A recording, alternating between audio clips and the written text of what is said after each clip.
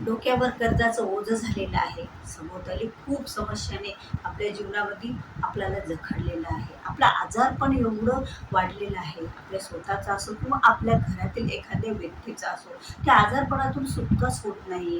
किंवा आपण खूप अभ्यास करत आहोत, खूप मेहनत घेत आहोत, खूप कष्ट करत आहोत, पण त्या कष्टाला नशिबाची साथ मिळत नाही. आपल्याला मनासारखा जॉब मिळत नाही, नोकरी प्राप्त होत नाही किंवा आपले गुप्त शत्रू असतात बघा, जे आपल्यातलेच असतात, आपल्याला आपल्या जवळचेच वाटतात, पण ते आपल्याला गुप्तपणे आपल्याला त्रास देत असतात आणि त्या त्रासामुळे आपल्याला आपल्या वाट्याला दुःख आलेलं असतं आणि आपल्याला बऱ्याच समस्यांनी घेरलेलं असतं. मग ते दुःख, ते त्रास, ते कष्ट आणि त्यात आपल्याला कुठलंही काम ज्या वेळेला आपल्याला अडथळे निर्माण होतात, त्यावेळेला आपल्या घरामध्ये आपण असं एका चक्रामध्ये गुंतलेला असतो आणि या चक्रातून बाहेर कसं निघावं हे आपण बघत असतो. तर या समस्यावर एकच उपाय, एकच सेवा आपल्याला 41 दिवसाची करायची आहे.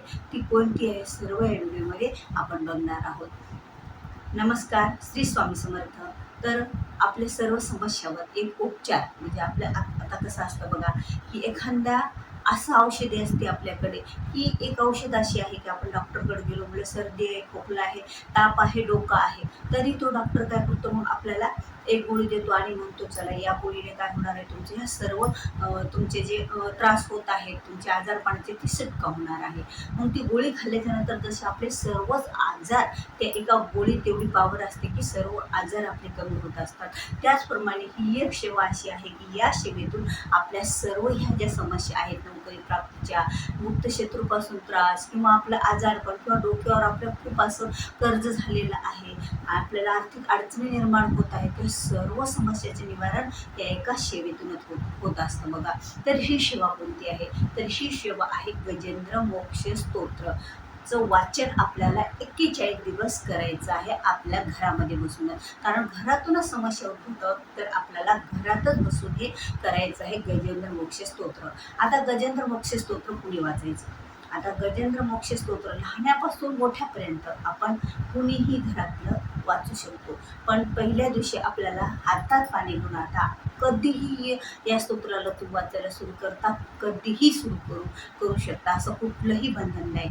तर ज्या दिवशी आपल्याला असं वाटेल की आजपासून मला हे स्तोत्र वाचायला सुरू करायचं आहे माझ्या ह्या समस्येचं निवारण होण्यासाठी, तर त्या दिवशी तुम्ही काय करा, आपल्या हातावर पाणी घ्या, थोडे अक्षता टाका आणि संकल्प करा की माझ्या या सर्व समस्येतून सुटका होण्यासाठी मी 41 दिवस काय करणार आहे. आमच्या घरातील कुटुंब मिळून म्हणा, कारण तुमच्या त्याच्यानंतर 41 दिवस कुठं नसेल बघा. तुम्ही महिला आहेत तर महिलेला बघा, आपल्याला जर पिरियड्स येत असेल तर आपले 4 दिवस काय असणार, होणार आहेत, जाणार आहेत. आता आपले 4 दिवस गेल्याच्या नंतर ती शेवट येते 4 दिवस खंडित व्हायली ना, मग त्यामुळे आपण काय म्हणायचं, आम्ही कुटुंब मिळून काय करणार आहोत की 41 दिवस ही सेवा करणार आहोत. म्हणजे कुटुंबातला कोणत्याही व्यक्तीने केला तरी चालेल, असं त्याचा वास. मग ते आपल्याला तो संकल्प असा म्हणायचा, ही माझी सेवा मी तुमच्या चरणी लीन करणार आहोत, असं कोणाला म्हणायचं आपल्याला? कारण गजेंद्र मोक्ष स्तोत्र हे श्री विष्णूंचं आहे. श्री विष्णूंचा प्रसन्न करून घेण्यासाठी आणि आपल्या सर्व समस्यांचं निवारण करण्यासाठी आपण म्हणत असतो. तर मग त्यामुळे मग आपण काय करायचं, हातात पाणी घ्यायचं, आपण किती दिवस संकल्प आणि आमच्या घरातले सगळेजण मिळून आम्ही पाठ करणार आहेत आणि सगळेजण मिळून म्हणजे आम्ही 41 दिवस आम्ही घरातली ही सेवा करू असं म्हणा. आणि त्यानंतर काय म्हणा की माझी ही समस्या पूर्ण होऊ द्या, म्हणजे ही समस्या सुटू द्या, असं म्हणायचं. मी 41 दिवस गजेंद्र मोक्ष स्तोत्र पठण करणार आहे आणि सरळ हातानं एखादं तामण ताट समोर ठेवा, त्याच्यात ते पाणी ठेवून द्या, जे की तांदूळ आणि त्यात अक्षता आहेत ते पाणी, आणि नंतर ते पाणी तुम्ही झाडाला टाकून द्या. आता तिथे तुम्ही ज्या वेळेला संकल्प घेतला, तुम्ही वाचन करायला बसणार आहेत, मग तुम्ही देवघरात बसलं तर चालतं, तुम्ही तुमच्या एखाद्या बाजूच्या कुठं बसलं तर चालतं, कुठंही बसून करा, असं काहीही हरकत नाही. पण बघा, एखादी सेवा आपण ज्या वेळेला करतो त्यावेळेला आपलं मन पण त्या सेवेत तेवढंच लागलं पाहिजे, हे महत्त्वाचं आहे. आता आपलं मन कुठं लागतं, आपल्या घरात सर्वात जास्त पवित्र ठिकाण कोणतं वाटतं? ज्या ज्या ठिकाणातून आपल्याला अशी सात्विक ऊर्जा मिळते, ते ठिकाण म्हणजे आपलं देवघर. मग तुम्ही देवघराच्या समोर बसा, एखादं काही आसन वगैरे टाकून अगरबत्ती दिवा, कोणतीही सेवा करताना अगरबत्ती दिवा घरात चालूच पाहिजे बघा, कारण त्याची ऊर्जा आपल्याला मिळत असते. अग्नीच्या साक्षीने ही सेवा होत असते. मग अगरबत्ती आणि दिवा आपण लावला आणि मग आपण चटेवर बसलो आणि एका दिवशी 7 वेळा आपण हे वाचन करायचं आपल्याला गजेंद्र मोक्ष स्तोत्र. आता गजेंद्र मोक्ष स्तोत्र तुम्हाला छोटी पुस्तिका मिळेल मार्केटमध्ये, कुठेही जिथं आध्यात्मिक स्टॉल असतात बघा, जिथं आध्यात्मिक आपल्याला पूर्ण पुस्तक मिळत असतात, बुक मिळत असतात, तिथून तुम्ही आणा. किंवा तुम्ही जर स्वामी सेवेकरी असाल तर तुमच्याकडे नित्यसेवा असेल तर नित्यसेवा एक पुस्तिका आहे आणि त्यात पण गजेंद्र मोक्ष स्तोत्र आहे बघा. ते स्तोत्र सुद्धा तुम्ही वाचन करू शकता. किती दिवस? गजेंद्र मोक्ष स्तोत्र आपल्याला 7 वेळा वाचायचं एका दिवशी. आता आपण बसलो, आता तुम्हाला सकाळची वेळ असेल तर आणखीन चांगलं.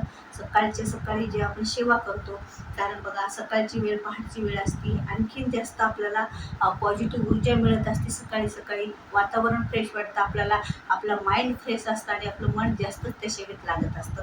म्हणून सकाळी जर वाचन होत असलं तर ठीक आहे, नाहीतर मग काय करा, तुम्हाला वेळ मिळेल तेव्हा करा. सायंकाळी करा, रात्री झोपेपर्यंत केव्हाही करा. असं जेवणाचं कुठलंही काही बंधन त्या सेवेसाठी नाही.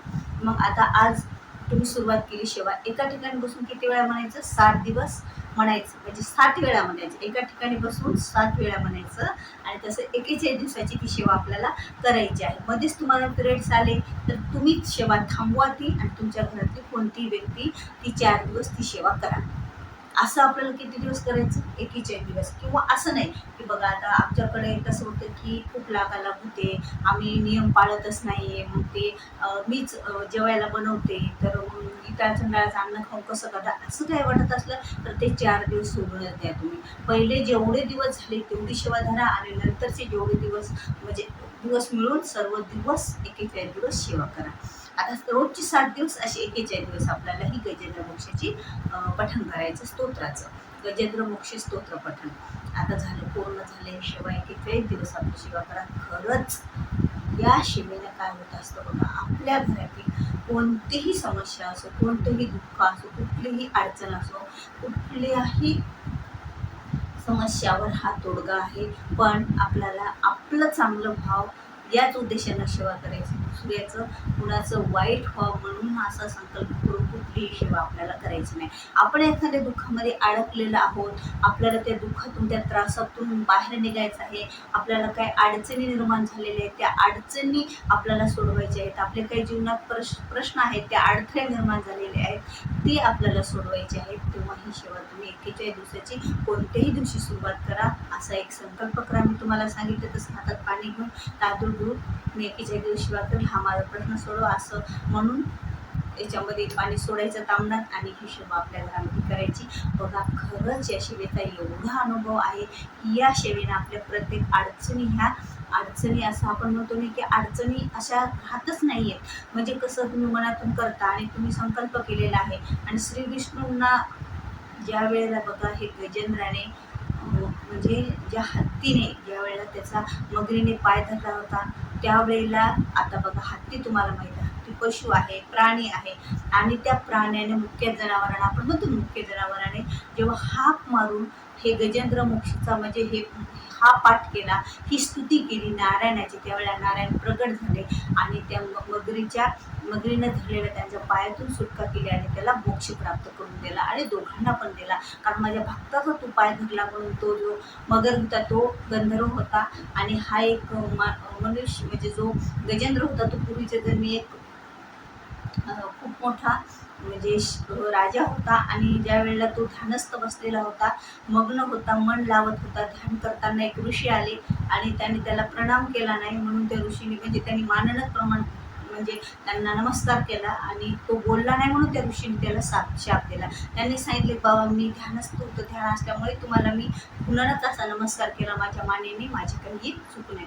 मग असं म्हणल्याच्या नंतर त्या ऋषीनं त्यांनी सांगितलं की तुला गजेंद्र म्हणजे तुला स्वतः नारायणच या तुझ्या या मुक्तीतून म्हणजे तुझी मान हलवून, त्याने मान हलवली ना की असं पाया पडण्यासाठी तू मान हलवणाराच पशु होशील, म्हणजे तू हत्ती होशील असा शाप दिला त्या ऋषीने. म्हणून त्यांनी सांगितलं की नारायणच तुला या याच्यातून सोडवतील. मग खरंच मग ज्यावेळेला त्याला आठवले हा गजेंद्र पाय धरल्याच्या नंतर, मगरीनं आठवल्याच्या नंतर त्यांनी नारायणाची स्तुती केली, नारायण आले आणि त्याची सुटका करून दिली. आणि असाधारण बघा, प्राणी पशु असून त्यांची सुटका झाली. आपण तर मानव आहेत, आपण तर श्रद्धा करू शकतो, भक्ती करू शकतो आणि विश्वास करू शकतो. आणि विश्वासानं, भक्तीनं, श्रद्धेनं जे फळ प्राप्त होतं ना, त्या फळाची तुलना आपण करू शकत नाही. खरंच आपल्याला जे पाहिजे ते मिळतं. आपल्याला या सर्व गोष्टीतून सुटका होतात. ज्या अडचणी, अडथळे, आपल्या ज्या, जसा गजेंद्राचा पाय अडकलेला होता त्या मगरीच्या तोंडामध्ये, त्याचप्रमाणे आपण एखाद्या संकटात अडकलेलो आहोत, आपल्याला एखादं दुःखानं घेतलेलं आहे, आपल्याला हा त्रास होत आहे, आपल्याला बऱ्याच समस्या होत आहेत, त्या सर्वांचं काय होणार आहे, आपलं निवारण होणार आहे, सुटका होणार आहे. त्यामुळे आपल्याला काय करायचं आहे, हे गजेंद्र मोक्ष पाठ आपल्याला 41 दिवस दररोज 7 वेळा आपल्या घरी करायचं आहे. त्यामुळे खरंच सर्व समस्यातून आपली सुटका होत असते. तर बघता बघता व्हिडिओ खूप वाढलेला आहे व्हिडिओ. तर आजचा व्हिडिओ आपण इथेच थांबूया. व्हिडिओ आवडल्यास व्हिडिओला लाईक करा, शेअर करा, नवीन असाल तर सबस्क्राईब करा. झाल्याशिवाय श्री स्वामी चरणी अर्पण. श्री स्वामी समर्थ.